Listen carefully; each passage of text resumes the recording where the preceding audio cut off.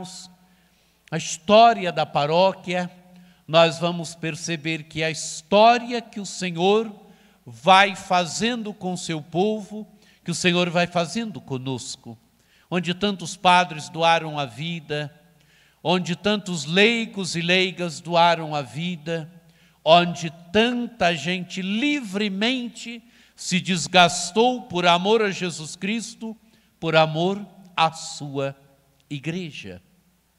Isso, amados e amadas de Deus, é fruto da ação do Espírito no meio de nós. Isso é fruto da ação do ressuscitado no meio de nós. É o ressuscitado que, através do seu Espírito, vai livremente suscitando no coração de cada fiel, de cada leigo, de cada leiga, esse desejo de se doar com liberdade, com alegria, de colocar a vida a serviço de Jesus Cristo no seguimento do seu Evangelho. É aquilo que o Evangelho colocou diante de nós. É o Pai que atrai as pessoas para o Filho. É o Pai que faz com que as pessoas acreditem em Jesus Cristo. A fé, amados e amadas de Deus, é um grande dom de Deus. Nós devemos agradecer todos os dias pelo dom da fé, pelo dom de crermos, pelo dom de estarmos aqui numa comunidade de fé, a igreja, a nossa paróquia, por estarmos aqui seguindo Jesus Cristo, por estarmos aqui como discípulos e discípulas de Jesus Cristo. A fé é uma grande riqueza na nossa vida. A fé é uma grande riqueza que nós recebemos. Se nós estamos aqui, é porque tanta gente antes de nós viveu da fé, testemunhou a fé, professou a fé, nos legou o dom da fé. Às vezes é preciso a gente fazer memória dos nossos antepassados, fazer memória na vida da nossa paróquia, de tantos padres que passaram, doaram a vida e foram construindo a história da paróquia, tantos leigos e leigas que passaram antes de nós, que sentaram nesses bancos, que sentaram em outros, que foram construindo a história da paróquia. Gente que legou aquilo que nós temos hoje. Gente que legou o dom da fé a nós hoje. Fazer memória é importante.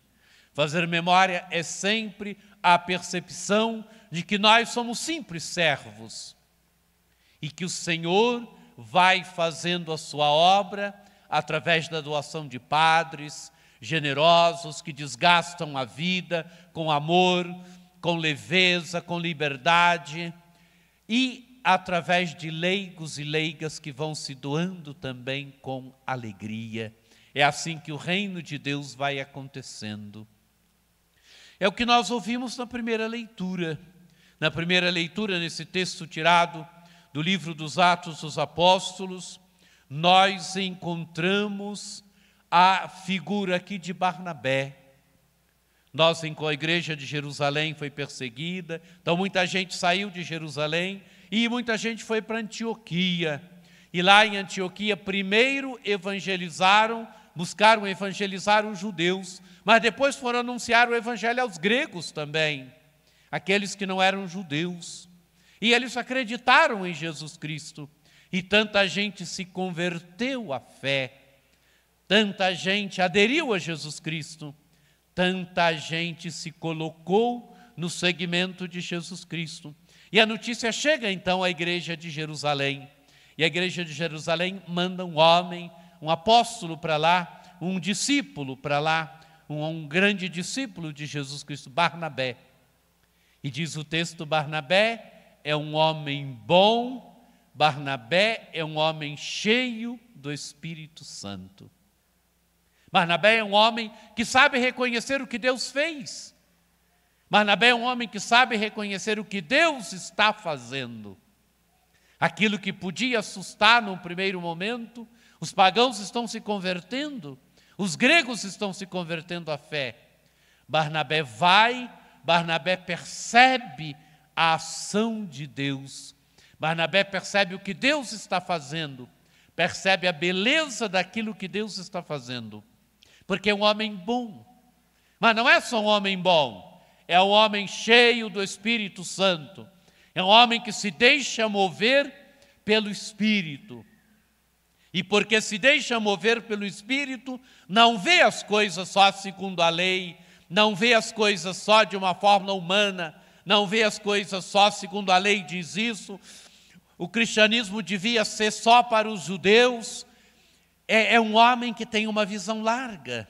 O Senhor já tinha mostrado a Pedro de que, naquela visão que Pedro tem em Jope, de animais puros e impuros, o Senhor já tinha mostrado que aquilo que ele purificou não é impuro.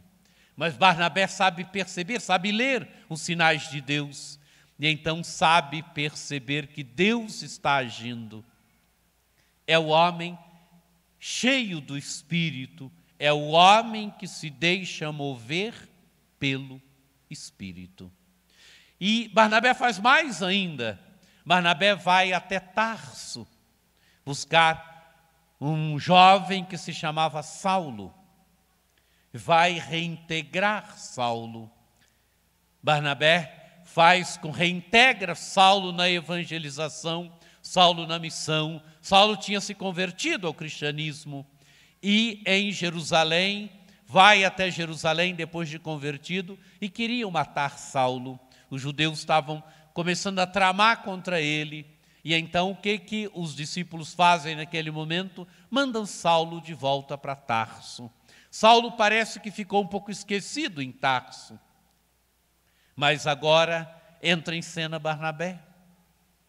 Barnabé vai a Tarso buscar Saulo. Barnabé é o homem que integra. Barnabé é o homem que não divide, é o homem que integra. É o homem que é capaz de buscar aquele que estava lá do lado e colocá-lo em cena de novo. E é de Antioquia, agora que o Evangelho vai sair para o mundo, é de Antioquia que o Evangelho vai chegar até Roma. Quando Saulo chega em Roma, o Evangelho já tinha chegado até Roma, mas Saulo chega em Roma, evangeliza, a igreja de Roma também atende, chega prisioneiro, dá a entender, quando termina os Atos dos Apóstolos, no final dos Atos dos Apóstolos, chega prisioneiro, mas lá evangeliza, lá anuncia Jesus Cristo. É de Antioquia, é dessa igreja que se abre ao mundo pagão, é dessa igreja que se abre aos carismas, é dessa igreja que se abre ao novo, é através das mãos de homens como Barnabé, que integra, que na sua bondade percebe o que Deus está fazendo. E é bonito, né? A leitura termina dizendo que em Antioquia é a primeira vez que os cristãos são chamados de cristãos. Quer dizer, discípulos de Jesus Cristo, seguidores de Jesus Cristo, né? Cristãos vem do nome Christos. Christos quer dizer, não é ungido de Deus. Cristãos são os seguidores e seguidoras de Jesus Cristo.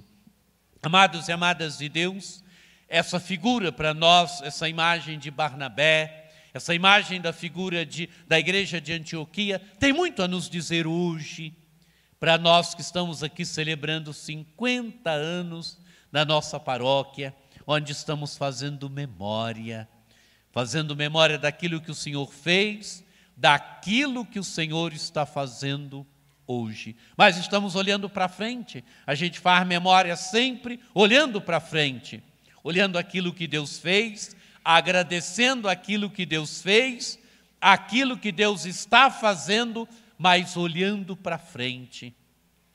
Olhando para frente no desejo de sermos cada vez mais, aqui eu percebo que é uma igreja viva, que é uma igreja animada, que é uma igreja alegre, não é?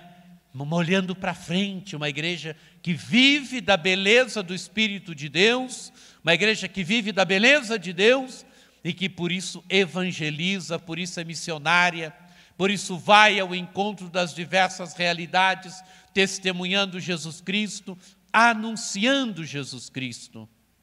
Quem vive de Jesus Cristo, quem é cristão, vive de Jesus Cristo, anuncia Jesus Cristo, leva Jesus Cristo para os outros e para as outras. Papa Francisco tem falado muito numa igreja em saída, uma igreja missionária. O que é uma igreja em saída, uma igreja missionária? É uma igreja onde cada católico se sente verdadeiramente discípulo, discípula de Jesus Cristo. E por isso assume a missão de anunciar Jesus Cristo, de testemunhar Jesus Cristo. Quem vive da alegria do Evangelho, quem percebe que o Evangelho é uma grande riqueza na vida, leva também o Evangelho de Jesus Cristo para os outros e para as outras. Para aquelas pessoas que convivem conosco na nossa casa, né? E às vezes existe gente dentro da nossa casa que não foi ainda evangelizada, ou se foi evangelizada por um motivo ou por outro, às vezes está meio indiferente diante da fé. O que a gente vai fazer para essas pessoas? Lhes anunciar de novo Jesus Cristo. Mas o anúncio de Jesus Cristo tem que ser aquele anúncio leve, alegre, bonito. Não pode ser um anúncio chato. Não é? A gente não pode, o anúncio de Jesus Cristo não pode ser um anúncio que afasta as pessoas de nós. Ao contrário, você deve procurar sempre o momento certo, a hora certa, e levar o amor de Jesus Cristo para os outros e para as outras. Se você começou a falar de Jesus Cristo, percebeu que está sendo chato, fecha a boca. Não é? Deixa o seu testemunho falar. Porque o anúncio de Jesus Cristo não pode afastar as pessoas. Não é? Não pode afastar as pessoas. Isso você deve fazer na sua casa, deve fazer no seu ambiente de trabalho, no seu ambiente de lazer, com seus amigos, amigas. Anunciar Jesus Cristo para as pessoas. Isso é uma igreja evangelizadora, uma igreja missionária. Uma igreja evangelizadora, uma igreja missionária, é uma igreja onde cada católico percebe que tem a missão de anunciar e testemunhar Jesus Cristo. Falar de Jesus Cristo não é missão só do Padre Angelotto, não é só missão dos padres, é missão de cada um de nós. É aquilo que o documento de Aparecida diz, que quem se encontrou com Jesus Cristo e vive da alegria de seguir Jesus Cristo, é discípulo missionário. Quem é discípulo, discípula? É aquela que segue Jesus Cristo. Quem segue Jesus Cristo é discípulo, discípula de Jesus Cristo. Mas Aparecida diz mais, o documento de Aparecida diz mais.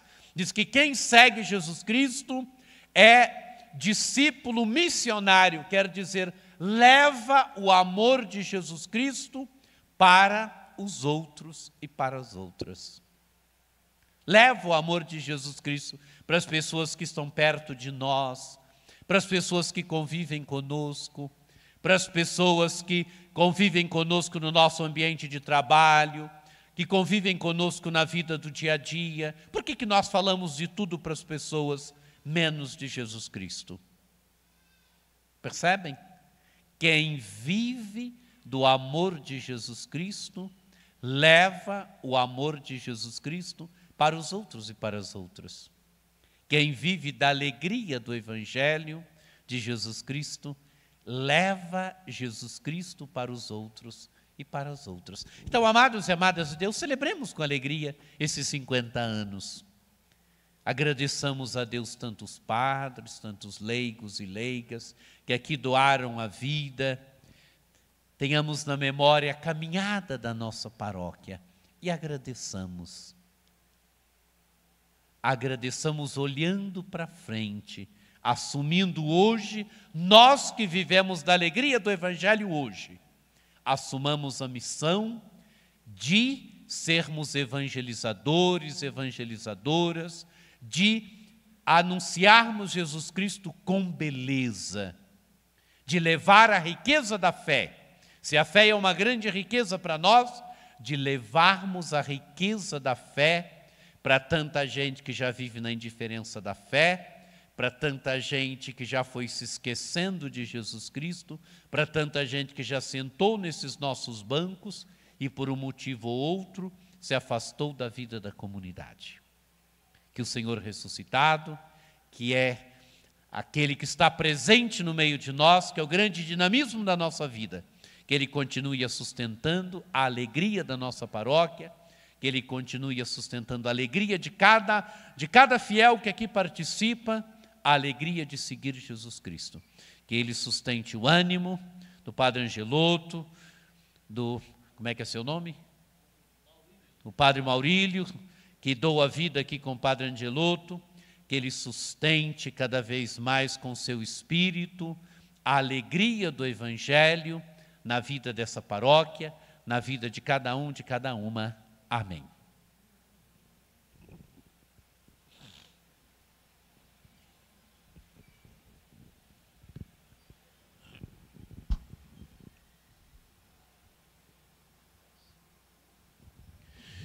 Irmãos e irmãs, elevemos ao Pai de Jesus, que é o Deus da misericórdia e do amor, elevemos a Ele nossos pedidos de filhos e filhas.